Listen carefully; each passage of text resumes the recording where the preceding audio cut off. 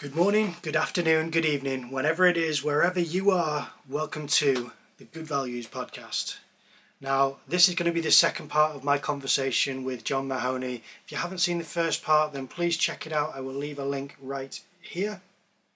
Without further ado, this is my conversation with John Mahoney.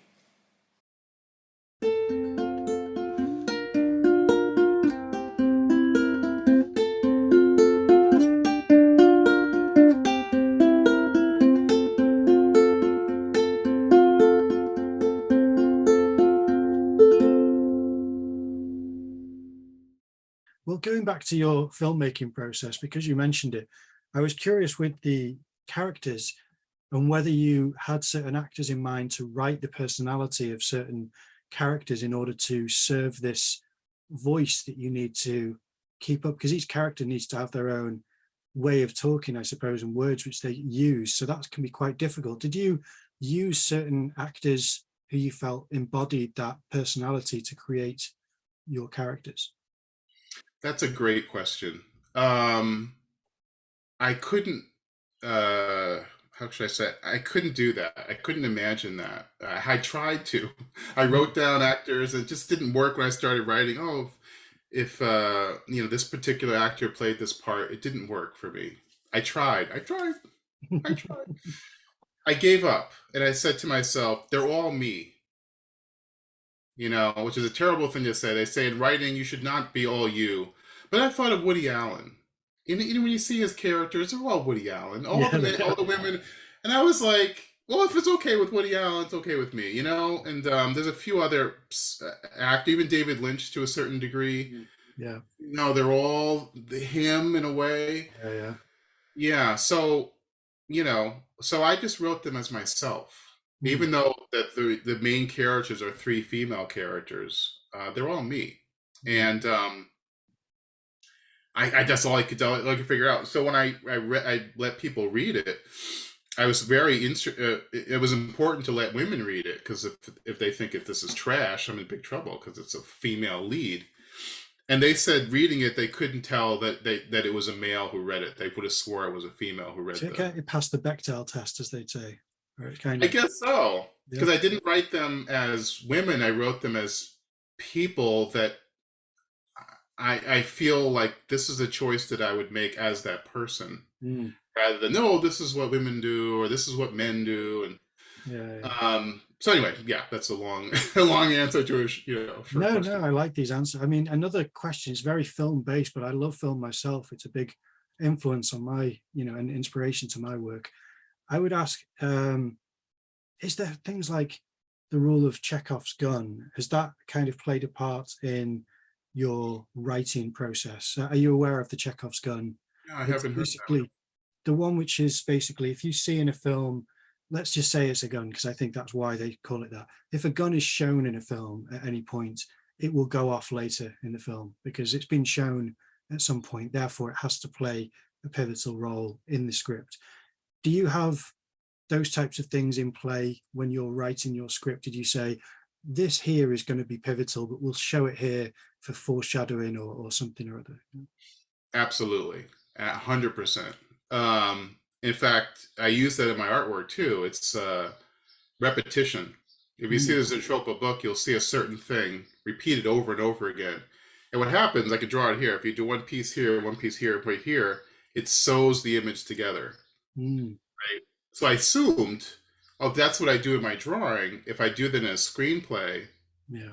it should do the same thing. Again, nothing is proven because, but yeah, the idea of repetition. I love the idea of foreshadowing something several times, over Yeah. and over again. You hear this thing, and then it becomes more and more, it should become more and more important as you get to the end. It escalates, Yeah. where you see something, oh, it didn't really mean anything.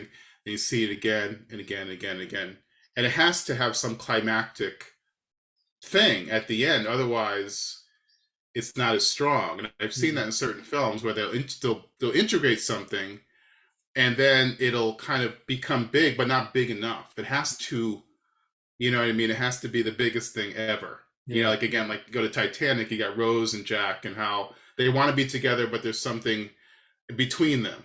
Yeah. And then when you see the end of Titanic, it escalates to the most extreme thing you can imagine, which is Yeah. the tragedy of the Titanic. That is the best, I think, Romeo and Juliet film story ever told was the Titanic, Mm. because they escalate it to the nth degree. You know, I'm a Titanic geek, as you can imagine. But yeah, so I use those things, and I'm thinking to myself, it should work. There are so many people that would come to me, not many people, or come to someone like me and say, no, you can't do that. You're not a screenwriter. It's not going to work. You know what I mean? It's simply not going to. I'm not going to read your screenplay because you're not a screenwriter. It's like, maybe I'm wrong, Mm. but I'm using these basic ideas in the hopes that it feels right to me, and people that I've, have read the story seem to like it. So I think every filmmaker, we don't really know. Everything is theory until it shows up on the big screen. Yeah. You know what I mean? So yeah. I saw a great example of that reinforced message last night in a film that I'd only seen for the first time last night, which was The Fountain by Darren Aronofsky. I don't know if you've seen that. You seen I that? haven't. I I recommend. know one of my drawing teachers like designed that movie. Yeah, Kent Really. Williams. Oh, it's Yeah. beautifully designed. Very, Okay. very good film. Yeah, it's lovely. So yeah, I recommend that. It has a great reinforcement of a message that becomes more and more poignant. Even though you can see where something is going to fall apart, you can see it from a mile away. You know it's still going to break your heart when it happens, which is, I Wow. like that. It's that investment in the drama of the film. So yeah, that's just a small recommendation. Is there a film which you would recommend viewers watch for, say something which they may not have heard of, something slightly more obscure? Have you ever heard? I've just been. What I do is I listen to movies in my car. I have a Mm. DVD player, so I'm constantly listening to stories. Yeah, But there's a weird one that I just really love. It's called Forbidden Zone, I and haven't heard of that. yeah, it's Danny Elfman's first film. Oh, It's like a precursor to Nightmare Before Christmas, but like an mm, R-rated um, cult film. And every time I listen to it or watch it, it gets better and better. I mean, which most cult films have, but it's just so outrageous and wild and creative and weird, and mm. looks like it was made for like $2, but it's. I'm not sure if I should recommend it. People would be like, Okay, "What the heck?" But it's like it was something that I was listening to in the car a couple of days ago, and yeah, I think that one's pretty cool. When There it was comes, actually sorry, please. I'm sorry. There's a film that David Lynch did. It's a 1 minute film. It was they had a bunch of filmmakers get together. I think it was called the Lumiere camera or They do something like have that. these, yeah. Yeah, they had like 10 or 20 directors doing a 1 minute film with this camera, and they did whatever. But David Lynch did a masterpiece. Really. They couldn't do any cuts; it had to be one shot, and everyone did okay. And David Lynch just blew my mind because I thought of him as like this. He is David Lynch, does his weird stuff, and he's cool, Yeah, but he's a master filmmaker, absolute master. yeah, And I love that idea. Let's say David Lynch did a masterpiece with this limited thing. You can do that with artists. Just give them a pen and a piece of paper. Forget about the ZBrush. Forget about all this razzmatazz. yeah, What can they do with nothing? Like Kim Jong-gi or some of these yeah. amazing artists.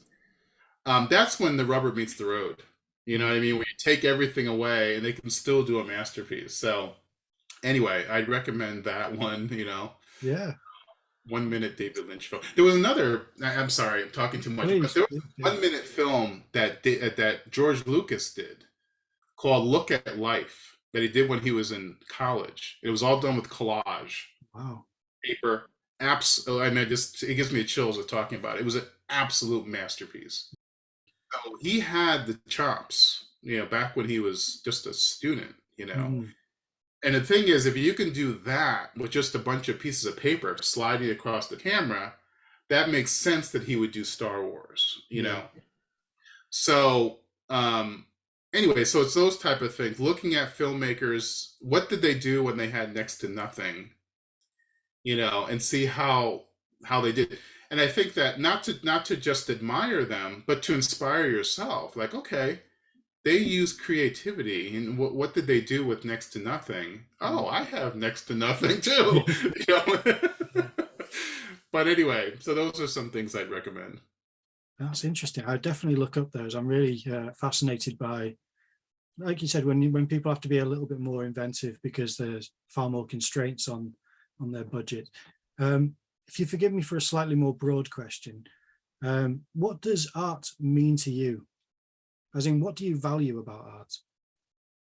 Oh wow. Okay. Well, and there's a lot of questions about art now because of all the new technologies. Like we're asking ourselves, what is art? Yeah. Um, I think it's a way of expressing ourselves. I don't think you necessarily need to be an artist to express yourself in some artistic way. So I think it's just a wonderful avenue. Um, as I have drifted further and further away from art school, I've become less critical Mm. of art. And I think that there's so much turmoil in the world and so many terrible things going on that if someone can do something that gives them joy, then I consider that of value. Even if it's a person who drips paint on the can on a piece of paper and puts it in a frame and puts it in their store, and say, "Look, I did this piece of art." That's wonderful. So it does not have to be what we consider good. It just has to give joy to the creator and maybe a few people around. And I think that's wonderful. So The elephant in the room, following on from that question, would be AI. And where do you fall on that? I'm sorry, I was going to avoid that, but I may as well ask, since we did touch upon the new technology, and it's something which is very divisive, and it's hard to have a solid black or white answer. But what are your thoughts at the moment on AI? well, I don't really want to say yay or nay, but I do want to say that there was a big controversy about art in AI that's almost run its cycle, because now we're talking about chat GPT. GPT. Yeah. We're talking about there are ways that you can do AI lawyers now, where you can take all the information that in the law books and create a virtual lawyer that you can type in for free, as Wow. opposed to hiring a high paid lawyer. Same thing with doctors. They're taking all this medical information and putting it into a database. Yeah. I feel sick, dot, dot, dot, dot.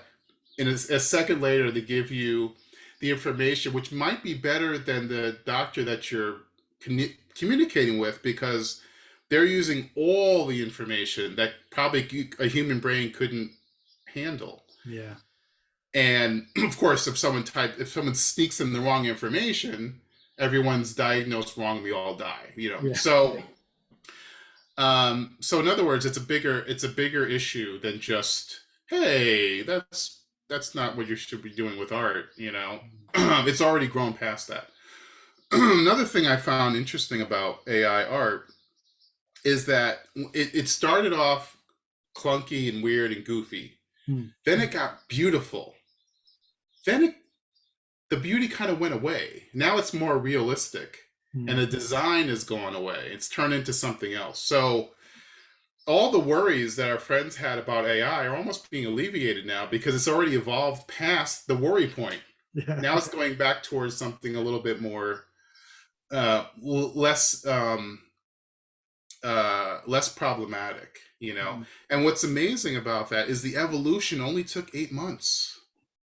You know what I mean? We were going through the whole entire history of art Yeah. to humankind in 8 months. In other words, I feel like it's almost going to burn itself out in another 3 months. Yeah. The artistic side, the beauty, is being eradicated because the people who are evolving AI are not artists, most of them. They're Mm. kind of like just the average person. Oh, it looks real, I'm happy. So the algorithms are going towards that. Thank goodness, because that means we still have a job. Yeah. because Yeah. because the general public cannot necessarily guide art. Mm. They can say what they like, but what they like is not necessarily the best art. So they do like great art, but they can't recognize it. So it's sneaking inside the behind the film, behind. That's why we're attracted to things subconsciously because of great art, Mm. but consciously we like what's real and boom, boom, boom. So AI is going in that direction. So I'm just kind of sitting back and kind of like watching the evolution, but it's happening so quickly, Mm. though. So, and for me, I always liked I always wanted to live in the future. You know what I'm saying? As a kid, we are in the future. Yeah. Isn't that's not, I mean, it's terrifying Yeah. because we're going to be able to sit and have a conversation with a robot, you know, who's going to be maybe our best friend. You know, I would love to have a robot that's just totally positive and Yeah. having a bad day and like, no, John, you can do it. It's okay. I believe in you. And really, you know, I want that robot. Yeah. You know what I mean? So, yeah, I love the movie Ex Machina. Yeah. I love that movie. And we're close to that right now. You Yeah. know what I mean? And at the end, not to give it away, but you know, it's not a positive thing, but maybe, and this is just, I don't know, it's a terrible thing to say, but maybe the robots are going to run this planet better than we can. Mm. Maybe that is a natural evolution that we pass along the torch to this other being who's better off than we are, who's going to save the animals and save the planet, and they're going to be thinking, no, we can't do this to the planet, or we as robots are not going to survive. Humans are like, ah, screw it. You know what I mean? I'm here. I'm just going to take care of myself, and I'm good. So, as a science fiction person, it is fun to watch the evolution. You know, not having to wait. Oh, 50 years from now, let's see what happens. Like, no, it's 50 days. Mm. We'll see what happens. You know, so yeah. So that's basically my take on it. You That's a know, great take. Yeah. yeah, if someone said to me, "Okay, John, you have a choice, AI or no AI," I would say no AI. But none of us have that choice. We can't. So it's like, hey, it's here. Yeah. You know what I mean? It's like, you know, I wish the planet was flat. Well, I'm sorry, it's round. You know. So, but I do think that we shouldn't get depressed about it. I think that, oh, the one thing I realized digging in, or at least observing AI, is it made me more of craving just drawing and sculpting. I've been sculpting and drawing more now than ever. Usually I've been into ZBrush and Photoshop, and it kind of pushed me towards the naturalistic. And even though it's not as good as AI, it's not as wonderful. There's all kinds of mistakes and fingerprints, but I I realized how important that is. You know what I mean? It's the perfection of it is not. I used to think that, oh, if I can do a perfect image, and if I can just press a button and create a perfect image, you know what I mean? Like I remember thinking when I was younger, oh, if I could just press a button and be Michelangelo, Yeah. I would do it in a second.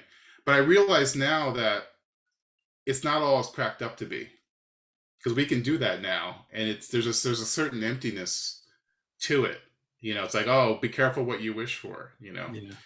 So I would say let it run its cycle, you know, and then see where it's at. But I don't think anyone has to jump on the bandwagon. You know, I think you can just continue to do your own stuff. And again, that goes right back to the beginning of this conversation, is that if you do your own thing, if you're not blending in, you will still stand out. It's when you're blending in, a computer can pick up on that. Oh, I understand that blend and I can do that. Mm. But if you're doing your own thing, it's very, very, very difficult for a computer to pick up on that, because there's no pattern. You're just kind of going in this random, oh, I'm going to follow that. It's like, why would you? You know what I mean? Do you have a particular palette that you like to use for your artwork? Is there go-to colors or certain saturation or desaturation that you like to use? Yeah, definitely. No greens. Really? No Why is greens. that? No greens, no blues. I think I just did so much mowing of lawns when I was a kid. I just saw enough grass, number one. And number two, yeah, I grew up in upstate New York, and it's beautiful, lush green, but it wasn't inspiring to me, that palette, So I got much more inspiration with the gritty living in New York City, the ugly, grungy world of, Yeah. So that gave me much more inspiration. Like I'll go to like a junkyard with twisted cars, and I'm like, I'm all inspired and crying, and this is beautiful. Yeah. Other people go to the mountains, like, I hate hiking. I hate hiking with a passion. So I try to avoid those. So there is blue in my film, but only in a very important little tiny moment. It's probably the most important color in the film because you only see it here, here, and here, So, so yeah, I tend to go for the warms. If you see an Instagram, I'll break that once in a while because you have to break it, otherwise it becomes wallpaper. Yeah. But yeah, I try to avoid, even in my home, for the most part, I try to avoid any greens and blues, so it all has this kind of warm type of thing. And I think also the warmth comes more from California because I live in California. So to go from the cold, shoveling snow of New York to California, where we never, got rain now, but we almost never get rain. Yeah. We'll go a year with not a single drop of rain in Los Angeles. So the warmth of California, it also reminds you of the warmth of Hollywood and movies and things like that, which is fairly idealistic because it's not that way, but I kind of imagine it as being warm and cozy. So, yeah. That's brilliant. What do you like and what don't you like about your own artwork?